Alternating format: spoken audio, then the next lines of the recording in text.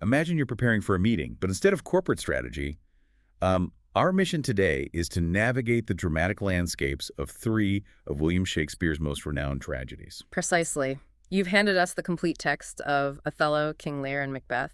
So our task really is to distill the core narratives of these, well, monumental works, making their intricate plots accessible and hopefully engaging. Yeah, our deep dive today will explore the unfolding events of each play in sequence, and then try to uncover why they've stuck around for centuries, why we still call them true classics.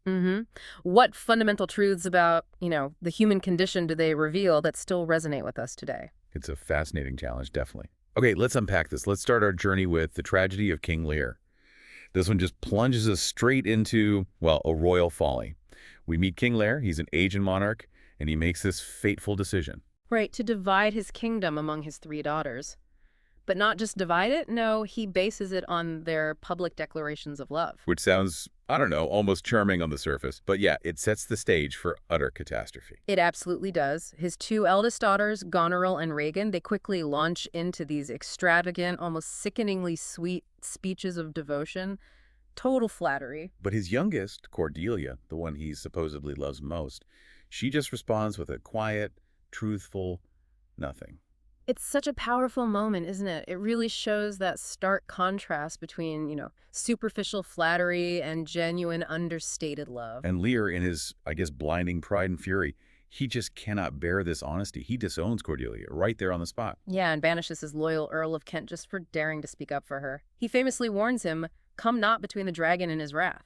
So what's really at play here? Is it just pure arrogance, or is there something, I don't know, deeper going on with Lear's rashness? It's a profound cocktail of both, wouldn't you say? It's definitely the arrogance of absolute power, but maybe also a deep-seated insecurity, like he needs that external validation. That makes sense. This moment isn't just about a king losing his temper. It's a chilling reminder of how pride can blind us to genuine affection, shattering trust in an instant. Yeah. But Cordelia, she finds this unexpected fortune. Right, she does. Despite having no dowry now, the King of France recognizes her true worth. He's willing to marry her, proclaiming, "Fairest Cordelia, that art most rich being poor, most choice forsaken, and most loved despised." Wow. So she leaves for France, heartbroken, obviously, but the consequences of Lear's actions back home are, well, just beginning. Oh, they unravel fast and mercilessly. Goneril and Regan, now they've got their share of the power, they quickly show their true cruel natures. They immediately start diminishing Lear's retinue, disrespecting him, treating him like a burden, not a king. Exactly. And their cruelty escalates shockingly fast. Regan especially seems to take this almost sadistic pleasure in treating him badly. Didn't she support putting Kent in the stocks? Even though Kent was still loyal, just in disguise. She did. "Till noon. Till night, my lord. And all night, too," she says. Just pure vindictiveness. This relentless psychological torment just drives Lear towards despair and fury. His descent into madness is, it's absolutely heartbreaking to follow. You hear that famous curse on Goneril, how sharper than a serpent's tooth it is to have a thankless child. And eventually he flees into that terrible storm.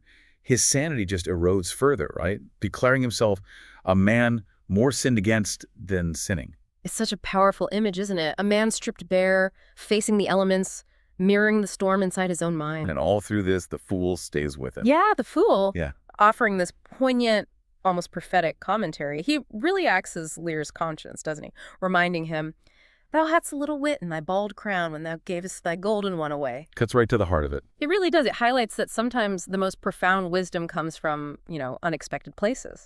But Lear's story isn't the only tragedy unfolding here. Shakespeare masterfully weaves in this powerful parallel subplot. The Earl of Gloucester and his two sons. Yes.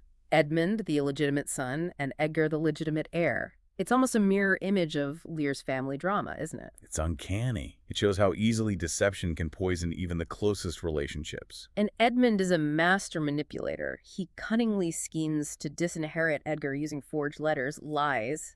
He totally plays on his father's credulity. He knows his father's too trusting. Exactly. He even says a credulous father and a brother noble whose nature is so far from doing harms that he suspects none. It's a stark warning about how vulnerability to manipulation can be its own kind of tragic flaw. And the cruelty just escalates beyond belief when Cornwall and Regan, they brutally torture Gloucester. They literally blind him. It's horrific, a real low point of human malevolence in the play. Yet, in that agony, Gloucester finally sees the truth, right? Right. He realizes Edmund's treachery and Edgar's innocence. Oh, my follies, then Edgar was abused. Such an agonizing, ironic moment. Literal blindness leads to spiritual sight. Yeah. And this is where Edgar, who's been disguised as poor Tom, steps in. He poignantly guides his blind father, ultimately leading him to what Gloucester perceives as a miracle that saves him from suicide.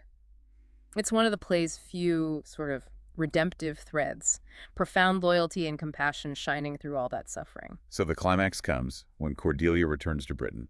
She's leading the French army. Right, but not really for conquest. It's to rescue her father. And there's that brief, incredibly tender reunion where Lear seems to regain some sanity. He asks her, "Pray you now, forget and forgive. I am old and foolish." It's such a fragile moment of grace, isn't it? A glimpse of the love that was just so carelessly thrown away at the beginning. But this being Shakespearean tragedy, it doesn't end there. Not quite. The French army is defeated, Lear and Cordelia are captured, and there's this final desperate twist where Edmund tries to do good, orders a reprieve for Cordelia, but it's too late. In Goneril and Regan. They meet their own horrific ends. Goneril poisons Regan over their shared desire for Edmund and then kills herself. And Cordelia. In the most heart-wrenching moment, she's executed, hanged, on Edmund's earlier unrescinded order. Oh, Lear's final moments are just agonizing. He comes in carrying her body, howling, how, oh, you are men of stone. The grief is just overwhelming. He dies basically of a broken heart, repeating never, never, never, never, never. It leaves you just shaken. A stark depiction of suffering, misjudgment, justice, loyalty, love, despair, all of it. It really is a timeless exploration of humanity's darker sides, but also maybe its nobler ones too, hidden in there. What an intense journey. Okay, wow. So, having explored Lear's devastating consequences of misjudgment, let's maybe pivot now to a different kind of tragic spiral. One ignited by ambition in the bloody world of the tragedy of Macbeth. Right, so this play starts with Macbeth. He's a brave Scottish general, and his loyal friend Banquo. They're just returning from a victorious battle. And then they run into the witches. Exactly, the three weird sisters out on the heath. And they give these prophecies, don't they? They hail Macbeth first as Thane of Glamis, which he already is, then Thane of Cawdor, and then the big one, King Hereafter. And they have something for Banquo, too. Mm-hmm. They prophesy that Banquo will get kings, though thou be none. So his descendants will be kings, but not him. It's all very cryptic and chilling. What's truly chilling, I think, isn't just the prophecy itself, but how quickly part of it comes true. Right.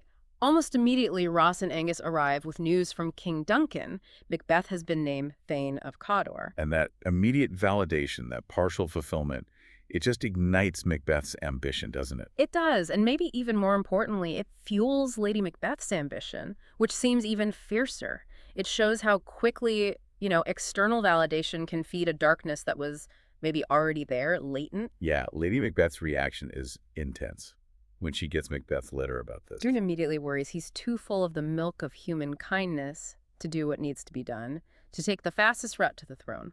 And then she gives that terrifying speech, invoking spirits to unsex me here and fill her with direst cruelty. Absolutely. She wants to ensure the regicide, the murder of the king, happens. She's leaving no room for doubt or compassion, basically sacrificing her own nature for power. So the descent into tyranny is pretty swift and brutal after that. King Duncan arrives at their castle. Trusting, honoring Macbeth, completely unaware. Macbeth hesitates initially. He has doubts. He does, but Lady Macbeth really pushes him, goads him, questions his manhood, and her pressure overcomes his qualms. He commits the murder, and immediately the guilt, the paranoia, it just consumes him. Right. He hears that voice crying, Glamis hath murdered sleep, and therefore Cawdor shall sleep no more. Macbeth shall sleep no more. It's the psychological fallout that really grabs you. The cover-up starts right away, too. Macduff discovers the body. And Macbeth, pretending to be furious, kills the king's guards, the grooms, to silence them. Very convenient. And Duncan's sons, Malcolm and Donalbain, they flee. Wisely. Which makes them look guilty, of course. But Macbeth's fears aren't over. He remembers the witch's prophecy about Banquo's kids becoming kings. So he orders Banquo's murder. Yes. Though, crucially, Banquo's son, Fleance, escapes. That's a critical loose end for Macbeth. And this leads to that incredibly unsettling scene at the banquet. Ah, Banquo's ghost. Yeah. Its appearance, visible only to Macbeth, is just this stark manifestation of his unraveling sanity. He's shouting at an empty chair, "Avaunt, and quit my sight! Let the earth hide thee!" It's not just a ghost story. It's like we're seeing inside his tormented mind. Exactly. So, driven by this growing paranoia, Macbeth goes back to the witches. And gets more prophecies. More ambiguous ones, yeah. He's told none of woman born shall harm Macbeth. And also that he won't be vanquished until great Birnam Wood to high Dunsinane Hill shall come against him. Which sounds pretty impossible. He must feel invincible after that. He seems to. And misinterpreting these prophecies feeling secure, he commits another ruthless act, ordering the murder of Macduff's wife and children. Just brutal. But the fall is coming, isn't it? Lady Macbeth starts to break down too. Oh, definitely. Tormented by her guilt, she starts sleepwalking, trying to wash imaginary blood from her hands, muttering, "Here's the smell of the blood still. All the perfumes of Arabia will not sweeten this little hand." Her death is reported later, almost as an afterthought. It's clear the guilt just consumed her. Meanwhile, Malcolm, Duncan's son, and Macduff, now seeking revenge, they lead an English army against Macbeth. And they have that clever strategy with Birnam Wood. Yes, cutting down branches to disguise their numbers as they approach Dunsinane. So Birnam Wood does seemingly come to Dunsinane Hill, fulfilling the prophecy in a way Macbeth never imagined. Brilliant, dramatic irony. Macbeth makes his last stand, defiant, but increasingly isolated in his castle. Right, and in his final showdown with Macduff, that none of woman-born prophecy gets chillingly undone. Because Macduff reveals. He was from his mother's womb, untimely ripped. Cesarean section, not technically born in the usual way. Wow, that line always gives me chills. It's a fantastic twist. So Macduff kills Macbeth, ending his tyranny. Malcolm is hailed as the rightful king of Scotland. It's such a gripping exploration of ambition, guilt, the supernatural, violence, retribution. Just so much packed in there. Profoundly impactful, absolutely. Okay, finally, let's turn to the tragedy of Othello, Moor of Venice. This one feels, I don't know, maybe more intensely personal, a devastating story of love, trust, and ultimate destruction. It really is. We start with Othello, the respected Moorish general in Venice, who has secretly married Desdemona, a beautiful Venetian noblewoman, daughter of Senator Brabantio. And maybe we should just quickly touch on that term Moor. In Shakespeare's time, it generally referred to someone of North African or maybe Middle Eastern descent, often with dark skin. It adds this crucial layer of otherness right from the start. It absolutely does. And it becomes central to the tragedy. This secret marriage immediately lights the fuse for Iago's malice. Right, Iago, Othello's ensign, his junior officer. And he hates Othello deeply, primarily because Othello promoted Michael Cassio over him. So his first move is pure venom. Pure venom. Inciting Desdemona's father, Brabantio, using these crude, racist images about Othello and Desdemona, shouting about, "An old black ram is topping your white ewe." It's a calculated attack, playing directly on prejudice. Brabantio's enraged, obviously, accuses Othello of witchcraft, right? Thou hast enchanted her. He can't believe his daughter would choose Othello otherwise. But Othello gives this incredibly eloquent defense to the Duke and the senators. Explaining how Desdemona fell in love with his stories, his life, his struggles. I saw Othello's visage in his mind, he says, not magic. It's a powerful testament to their bond. And then Desdemona herself confirms it, powerfully declaring her love and duty to Othello, choosing him over her father. "Let me go with him," she insists. So the Duke sanctions the marriage, and Othello is sent to Cyprus to command the Venetian forces against the Turks. Right, accompanied by Desdemona, Iago, and Iago's wife, Emilia, who is Desdemona's attendant. This seems like a moment of triumph, maybe, but it's really just setting the stage for Iago's cruel game. Once they get to Cyprus, that's when the web of lies really starts spinning. Oh, yeah. Iago's soliloquies, where he speaks directly to the audience, reveal his intricate, multi-layered plan, basically convince Othello that Desdemona is cheating on him with Cassio. So his first move is targeting Cassio. Exactly. Gets Cassio drunk, engineers a brawl, gets Cassio demoted. Iago smugly says, "I'll beat the knave into a twig and bottle." It's just masterful manipulation, isn't it? Diabolical. Truly. And then he uses that handkerchief. Ah, the handkerchief. It's Yeah. so important. A special gift from Othello to Desdemona. Iago uses it as the crucial piece of proof. How does he get it? He gets his wife, Emilia, to steal it for him. She doesn't know his full intent. And then he plants it in Cassio's lodging. Such a small thing, an innocent object becoming this devastating weapon. It shows how easily trust can be manipulated, how evidence can be manufactured. And as Iago keeps dropping these insidious suggestions, planting seeds of doubt, manipulating conversations, Othello's mind just gets slowly agonizingly poisoned. You witness this tragic descent, don't you? From a noble, confident general to this tormented, rage-filled man consumed by jealousy. He laments, "My heart is turned to stone. I strike it, and it hurts my hand." It's chilling to watch him crumble, just completely lose himself. And the tragic conclusion is swift and devastating. Othello confronts Desdemona. He's completely convinced of her guilt by now. Despite her desperate pleas of innocence, crying, "Oh, falsely murdered." Despite everything, he strangles her in their bed, an act born entirely of delusion, fueled by Iago's relentless lies. But the truth has to come out. It does. Emilia, Iago's wife, discovers the murder. And despite Iago threatening her, she courageously reveals his villainy, exposing the whole plot and Desdemona's innocence. She proclaims, "I will be hanged if some eternal villain have not devised this slander." King Iago Murders her for exposing him. A final, horrific act of self-preservation that completely unravels his scheme. Othello's realization must be horrific. Agonizing, he cries, "O thou, Othello, that wert once so good."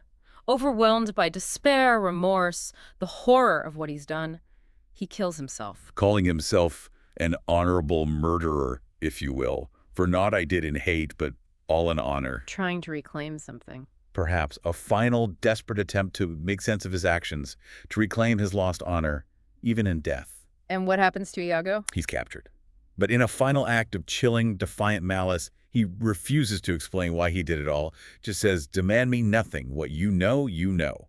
He's sentenced to torture, leaving his pure malevolence disturbingly unexamined. Wow. It's such a profound exploration of jealousy, manipulation, trust, prejudice, the destructive power of suspicion. Leaves you thinking about human vulnerability, definitely. And human malevolence, too. Oh. A powerful, unsettling dive indeed. So as we reflect on King Lear, Macbeth, and Othello, it's kind of striking how these plays, written centuries ago, still hit so hard. They definitely explore common threads of human experience, don't they? Like betrayal seems huge in all of them. Absolutely. In Lear, you get that raw, visceral betrayal within the family.